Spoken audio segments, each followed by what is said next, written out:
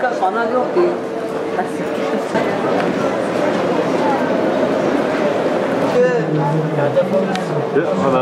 Oğlum sen Cankulu'da sonra be. Sen İzmir. Bu coğrafyalar full İslam beldeleridir.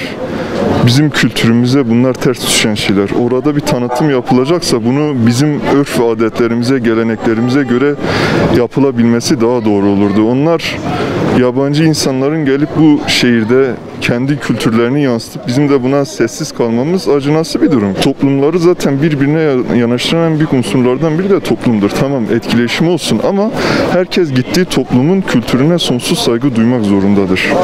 Sen eğer onun kültürünü çiğnersen orada kaosa neden olur bu durum. Sadece sosyal medyada bir takım insanların yapmış olduğu bu hareketlerle bu bütün topluma mal olan bir şey.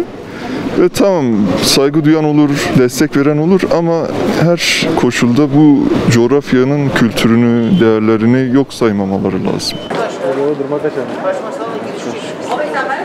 Biz bir Müslüman olarak öncelikle ben bu durumdan çok rahatsızım. Son günlerde özellikle son 2-3 ay içerisinde Doğu Beyazıt ilçemizde hani ondan önce bu filmde olan sahneleri gördük. Sosyal medyada görüyoruz az buçuk. Ya bu durumdan rahatsız. Ya bir Müslüman olarak böyle şeylere karşıyız, istemiyoruz. İster istemez aile toplumumuzu, komple ahlakımızı bozuyor ve bu durumdan rahatsız.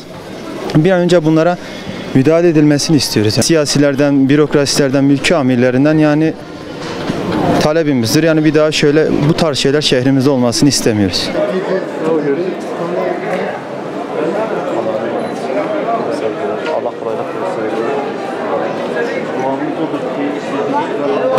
Değerlerimizi bir nevi resmen ayaklar altına alıp bizi yani kültürlerimizle oynamaktadır.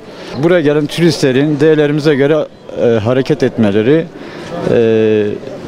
bunun da tabii geldikleri zaman da yani örflerimizi, adetlerimizi bunlara tam bir şekilde izah edilecek kişilerin olması gerekiyor bence.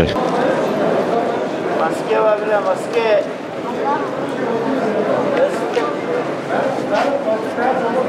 Kültürel bir mirasa böyle davranmak hiç hoş bir şey değil. Ziyaret etmeleri hani genişlerinden bir saygı duyuyoruz ama onların da bize saygı duyulması lazım.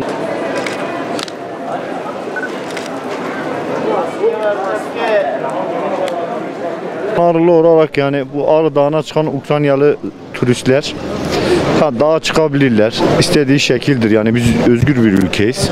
Ama çıkıp da ahlaksız pozlarla fotoğraf çekip de bunu paylaşmaları sosyal medyada olsun paylaşmaları hoş bir şey değil yani. Ondan sonra hani bunların önünü Ağrı valisi yetkililerin kesmesi lazım yani. Fransa birkaç bin kilometre ileride diyeyim.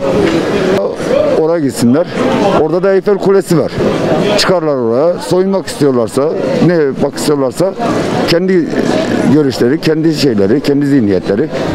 Ama hoş bir şey değil.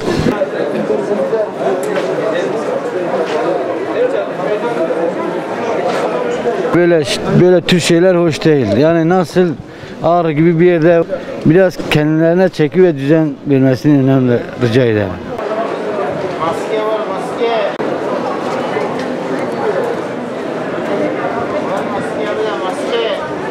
İşte toplumu yozlaştıran, toplumun ahlaki değerlerini bozan, yani bizim toplumumuz Müslüman bir toplum.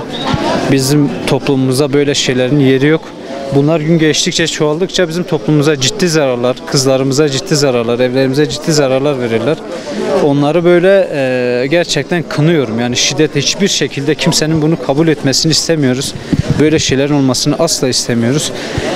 Yani çok ahlaksızca, çok toplumumuza yakışmayan, bizim o bölgelerimize, bizim o yerlerimize yakışmayan, Ağrı Dağı gibi güzel bir yere yakışmayan, yani bu tür şeylerin ben anlamıyorum. Yani eğer destekleyen de varsa onları da lanetliyorum. Çünkü çok ahlaksızca bir davranıştı.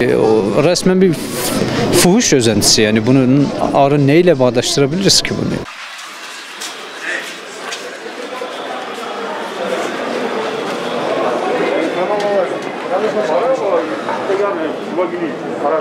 Yani şöyle açıkçası bizim halkımız ve toplumumuz değerlerine bağlı bir toplumdur. Bunları ayaklarına atılması yani uygunsuz. Kınıyorum açıkçası bunları. Kamera seni çekiyor. Poz ver. Biz burada ağırlı haklar olarak bundan karşı gelmek zorundayız. Çünkü bizim dinimizde, örfümüzde, bizim adetimizde yapılmaması gereken şeyler yapılıyor. Bence bunun ağrıyla, tanıtımla bir alakası yok.